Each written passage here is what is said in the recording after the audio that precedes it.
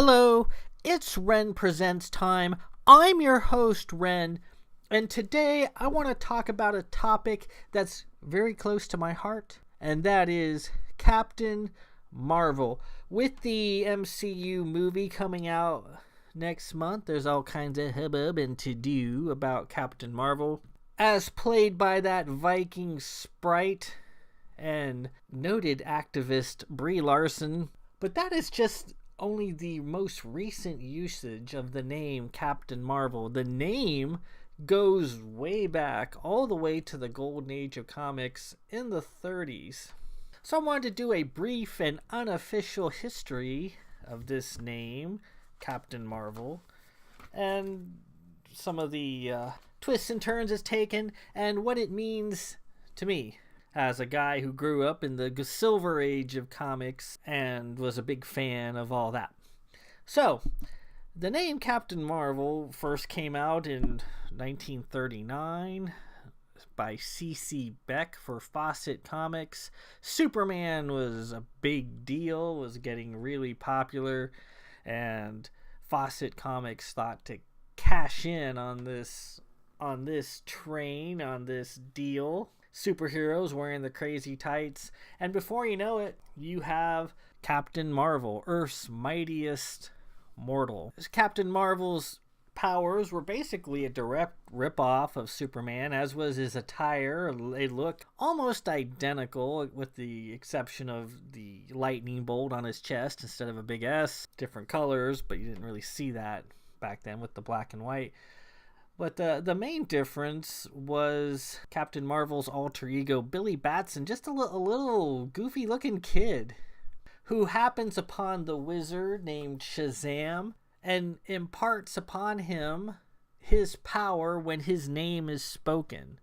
You say, Shazam, and he transforms into Captain Marvel, and Shazam is an anagram of Solomon, Atlas, Zeus, Achilles, and Mercury, and he actually gets a little bit of all their powers. It makes him strong and smart and fast and so on. Captain Marvel was a very popular concept for a long time, even more so than Superman for a while there. The whole Billy Batson angle was pretty cool. But as in with all things, what's new becomes old, what's revolutionary becomes pat. And by 1951, after Captain Marvel had been acquired by National Comics and then DC Comics, his time seemed to have come and gone, and DC put him on the shelf, kind of signaling the end of the golden age of comics and the beginning of the silver age, the age of Marvel, which I was a big part of. 1951, Captain Marvel is done, basically. And then we flash ahead to 1968. That's a year after I was born, and the Marvel legal team goes to their top gun, Stan Lee, and says, hey, there was this guy, Captain Marvel, you might remember him. Well, his copyright has run out due to lack of use, and it's fully in our rights to grab that name. And since we're Marvel Comics and he's Captain Marvel, we should do that. So whip something up. And Stan Lee did. He created Captain Marvel, who was basically MARYEL, a captain in the Kree Space Force. I believe that's what it was called. A very uninspired character. He was a Kree captain. And Kree came in two flavors, blue and white, and he was white. And he wore the uniform of a Kree captain. It's kind of a very 50s looking generic uniform, green and white, with a little Saturn on the chest with a funky helmet. I think he had a gun, and he had moderate super strength because of Kree's denser gravity. But that was it. He was kind of like Buck Rogers for the most part. And his big baddie back then was a dude named Jan Rog, who was his superior commander in the Kree Space Force. And these two guys had beef over a chick, over a medic. I know, and her name is escaping me. But one thing leads to another. Yon-Rogg becomes jealous of MARYEL, and he ends up on Earth, takes the secret alias of Dr. Walter Lawson. I had to think that. I had to remember that because it's been a while. And back in 1968, Dr. Larson is introduced to the head of Cape Canaveral Security Force, a lady named Carol Danvers. And she was a frequent hanger-on in the Captain Marvel universe. Eventually, due to the machinations of Yon-Rogg, she acquires superpowers of her own. You know, if you're in a superhero book, eventually, unless you're Batman, you're going to collect superpowers at some point. It's inevitable.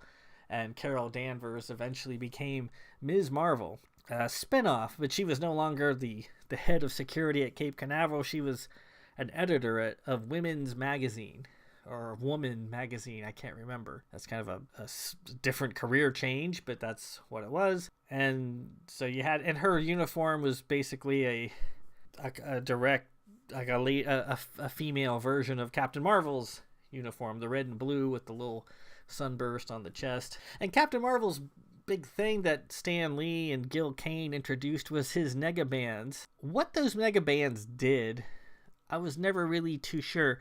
And that's one of the reasons why I picked Captain Marvel as my personal superhero. You know, when you're a young kid on the playground in the 70s, you had your superhero of choice. You know, you had the standard Spider-Man, Captain America, the Hulk, Superman, Batman, what have you. I never really got DC. I thought DC was kind of goofy and weird back in the 70s, so I wasn't a big fan.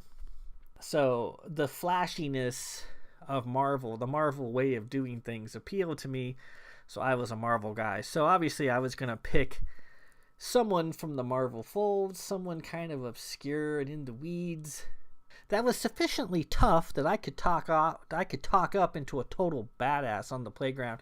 And the one I picked was Dr. Walter Larson, Captain Marvel. He had a kind of a cool looking uniform with his 70s hair, you know, spilling out of his mask. He had the kind of a standard power trait, super strength and invulnerability. He could fly, and he had those weird negabands. And in the beginning, he was sort of hooked up to the life force of Rick Jones, aka the Hulk's sidekick. He was like imprisoned in the negative zone until he clanged his negabands together, and then Rick Jones would go to the negative zone and Captain Marvel would be on Earth. It was kind of like going into the penalty box in hockey. You know, one was one place and one was in the other, and they had to like flip back and forth. So his negabands turned Captain Marvel from just a normal Kree soldier with no powers into a super powered guy with strength, invulnerability, and flight, and some weird thing called cosmic awareness. And that's one of the things that really attracted me to this character, was cosmic awareness. Like, what the fuck is that? What is cosmic awareness? What does it mean? What benefit does it give Captain Marvel? And that question was never really answered. Marvel really never figured out what cosmic awareness was or is. It was basically left up to my imagination to embellish freely on the playground. Well, with cosmic awareness, Captain Marvel is basically invincible. He knows what you're going to do before you do it because he's cosmically aware. He knows where your weakness is. If he's fighting Superman, he knows where kryptonite might be available because of cosmic awareness, because he's aware cosmically. It's complete BS. I have no idea what that power does, and neither did Marvel. It was never fleshed out. But it didn't stop me from talking it up on the playground and turning Captain Marvel into a total badass. With cosmic awareness, he took down the super adaptoid, AIM's cyborg that could suck up superpowers and manifest them, kind of like Rogue, only before Rogue. And he routinely took on the entire Avengers and would win until Captain Marvel showed up, and he absorbed his cosmic awareness, and he would become lost in it and kind of become almost hypnotized or entranced. And he also absorbed his negabands, and then Captain Marvel could clang them together and send him to the negative zone, to the penalty box. Captain Marvel, way cool, had weird powers, but that wasn't going to stop me. And he was always my personal favorite.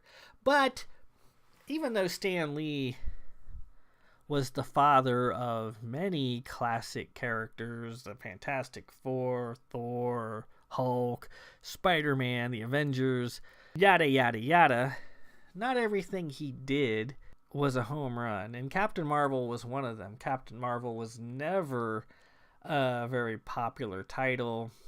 It was always kind of a mid-level to the dregs of the Marvel Universe title, kind of like the Guardians of the Galaxy. And he would come and go from the newsstands with regularity. He just would never catch on. He finally caught on a little bit when he was taken over by Jim Starlin. And Jim Starlin put him up against another of his personal creations known as Thanos. That probably sounds familiar. Jim Starlin created Thanos. And Captain Marvel, along with Adam Warlock, was one of his prime adversaries. And it was through their intervention, mostly, that Thanos was defeated. Not the Carol Danvers Captain Marvel. The Walter Larson Captain Marvel is one who basically took down Thanos. That led to Captain Marvel's demise. He was featured in the very first Marvel graphic novel, known as The Death of Captain Marvel, where in his adventuring, he contracted cancer, just like any normal person might, and it slowly killed him. And so instead of going down in a blaze of glory like you would expect a superhero to do at the hands of some supervillain or doing some superheroic act, he died in bed, surrounded by his friends. That's pretty different for a superhero. And that's what happened to Walter Lawson, I should say, Captain Marvel. Not Lawson, not Larson, not like Brie Larson. No, Lawson. Not Larson, Lawson. And another thing about Captain Marvel's death that is unique is he stayed dead. He appeared in Marvel's Book of the Dead, but so did Thanos, but Thanos was resurrected. Superheroes never stay dead. Ever. The Guardian from Alpha Flight, John Byrne, obliterated him in a tragic costume accident. There was nothing left of him, not even molecules. And he did that on purpose because he didn't want anybody to ever bring him back. But that didn't stop later writers of Alpha Flight from doing just that. They figured out a way to resurrect him. And they did. Superman, when he died fighting Doomsday, was barely cold and stiff before he got resurrected. Superheroes always come back. Not Captain Marvel. He stayed dead. He is still in the Marvel Book of the Dead. Marvel found themselves in a quandary. Just as they had poached the name Captain Marvel from DC, DC was fixing to poach it right back. So since Captain Marvel was dead, there would be no more Captain Marvel books. And after enough time had elapsed, the copyright would drop, and DC could swoop in and steal the name back and give it back to Shazam. Because that's not his name. That's a magic word. That's the name of a wizard. It's not the superhero's name. But, as we find out with Star Trek, thanks to Midnight's Edge, copyright is everything. So Marvel is like, well, we got to keep using the name Captain Marvel. You got to use it or you lose it, just like your vacation time. So in the 80s, Captain Marvel rose again, not as Dr. Walter Lawson, but as Monica Rambeau, an African-American lady named Captain Marvel. She wore a completely different costume. It was silver and black. She kind of had like a sunburst on her chest, which was sort of similar to his emblem, but not quite. It was different. And she became a very prominent Avenger. I think she even led the Avengers for a short time. I think she went to the West Coast Avengers. I wasn't big on comics in the 80s. I'm pretty sure that's what happened. Monica Rambeau, Captain Marvel. And then she eventually cedes the name Captain Marvel to the son of Walter Lawson named Genus Vell, and she assumes a couple of names ending up with Photon. And then we get into an era where a lot of different people take up and abandon the name Captain Marvel. You have Genus Vell, Captain Marvel's son, and he, like his father, has a connection with Rick Jones for a while, but eventually he gets destroyed. His atoms are scattered like throughout time. It was weird. And then you had Genus Vell's sister Phyla Vell becoming Captain Marvel. And then she eventually died with the Guardians of the Galaxy. After her was a Skrull sleeper agent named Kinnear, who was there to help the Skrull destroy the Earth, but instead ends up helping save the Earth. And then there was a guy named Novar who became Captain Marvel and joined the Dark Avengers, but had a change of heart when he found out they were all villains. And then you get to Carol Danvers, going from Ms. Marvel, having her powers taken away by Rogue, becoming the superhero known as Binary, which looked weird, and then becoming Captain Marvel herself, wearing an inverse costume to the one Walter Lawson wore. And she, just like with the Walter Lawson version, Captain Marvel has never been a good selling comic.